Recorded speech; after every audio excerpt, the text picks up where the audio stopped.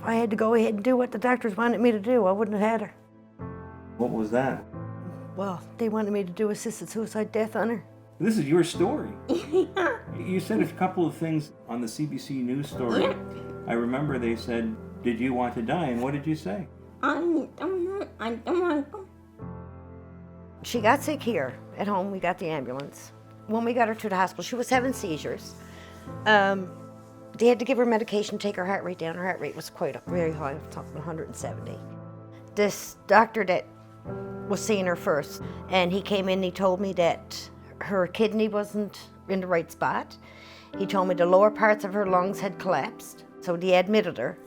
And the next day, when he came in, he took me out in the hallway and he just stood me up against the wall and he told me about assisted suicide death was legal in Canada. And I said, well, he asked me, did I know? And I said, no. And then he said he was all for it. And I said, well, that was your choice. And I told him I wasn't interested in anything to do with assisted suicide death.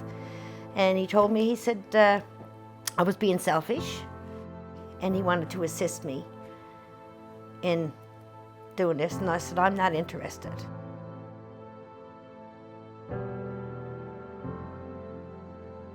I more or less walked away from her. She heard everything. Yeah. And You heard what the doctor said? Yeah. How did that make you feel? Not feeling good. like not once did she ever say to them, I want to end my life. Not once. You said they talked about it a lot. Did they talk about it a lot with you? Yeah. And this doctor came in and next day after he told me about the assisted suicide death and stuck his face down in hers and said, do you know how sick you are? And I'm just like, and when I got his eyes contact, I went my eyes like that to get out in the hallway, and I told him, I said, don't you ever pull something like that again. So at that time, were you worried that Candace was going to die? They had told me that she was dying. I believed them. They were the doctors, and she was so sick. So, but I told her if she wanted to go, it was good. She could go. But she didn't. Don't cry, honey. But she didn't want me to be alone. Don't cry.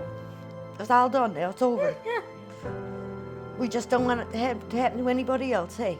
No. Don't want another family to go through this.